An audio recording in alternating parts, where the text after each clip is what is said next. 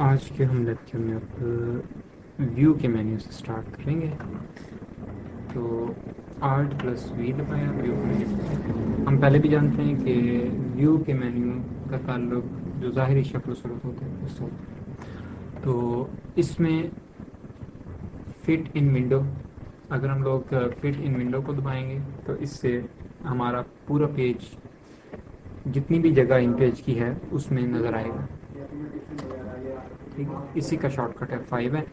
اسی طرح سے ہم لوگ 50% پہ دیکھ سکتے ہیں اپنے ڈاکیومنٹ کو، ایکچوئل سائز پہ دیکھ سکتے ہیں، اور 200% پہ دیکھ سکتے ہیں. اور اس کے شارٹ کٹس آپ معلوم ہیں F5 F6 F7 اور F8.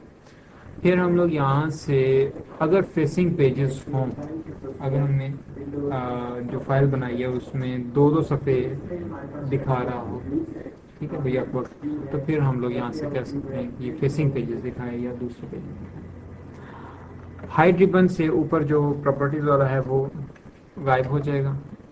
ٹھیک ہے، دوبارہ اب وہاں پہ ہائڈ کی جگہ شو ریبن آ جائے گا، تو اس سے واپس آ جائے گا.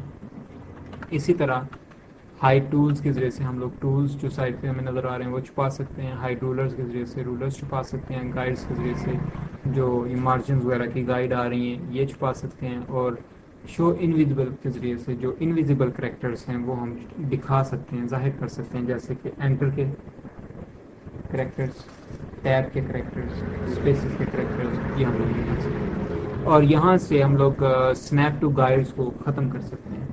ہم پہلے بتا چکے ہیں کہ عام طور پر جب ہم لوگ کوئی چیز ڈریگ کر کے گائیڈز کے تھوڑا نزدیک لے کے رکھتے ہیں تو وہ خود بخود بھاگ کے گائیڈز کے ساتھ رکھتے ہیں. اس کو کہتے ہیں سنیپ ہو جانا.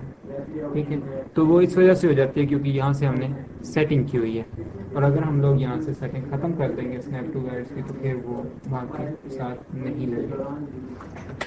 اس کے بعد آگے ہے فارمیٹ کا مینیو. فارمیٹ کے اندر مختلف چیزیں ہیں. اس کا تعلق، اس مینیو کا تعلق فارمیشن سے ہے کہ اس کے ذریعے سے ہم لوگ کسی بھی چیز کی شکل و صورت ہے اس کو کنٹرول کر سکتے ہیں. فارمیٹ کریکٹر کنٹرول ہے جس کا شارٹ کٹ ہے، انٹر کریں